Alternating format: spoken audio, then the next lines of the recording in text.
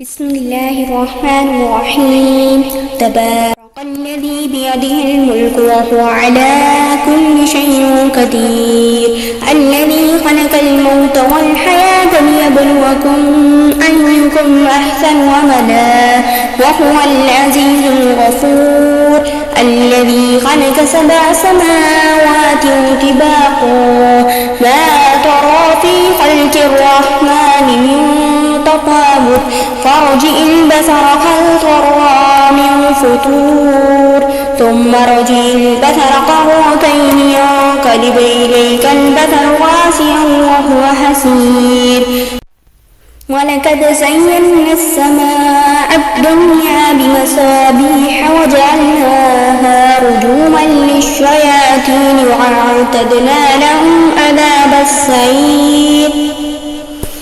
وللذين كفروا بربهم عذاب جهنم وبئس المصير.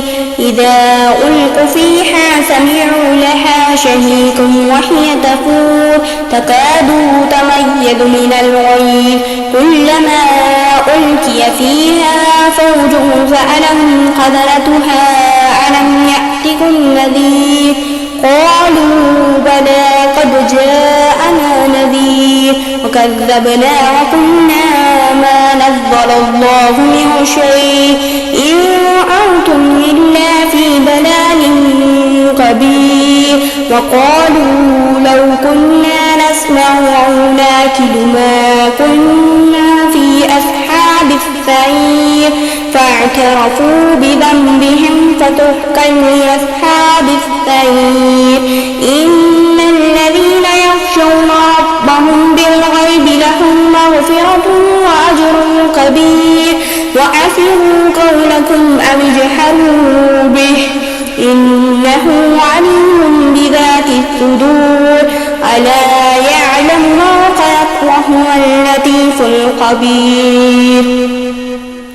هو الذي جعل لكم الأرض ذلولا فامشوا في مناكبها وكلوا من رزقه وإليه النشور. أأمنتم من في السماء أن يخسف بكم الأرض فإذا هي تمور، أم أمنتم من في السماء أن يرسل عليكم حاسبة، فستعلمون كيف نذير. ولقد كذب الذين من قبلهم فكيف كان نكير. أولم يروا إلى الطير فوقهم صافات ويكبد ما يمسكهن إلا الرحمن إنه بكل شيء بصير. أما هذا الذي هو جند لكم يقتلكم من دون الرحمن إن الكافرون إلا في غرور. أما هذا الذي يرزقكم إن أمسك رزقه بل لجوا في عتو ونفور. أفمن يمشي مكبا على وجهه أهدى أمن يمشي سويا على صراط مستقيم. قل هو الذي أنشأكم وجعل لكم السمع والأبصار والأفئدة قليلا ما تشكرون.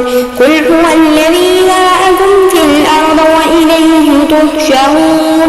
ويقولون متى هذا الوعد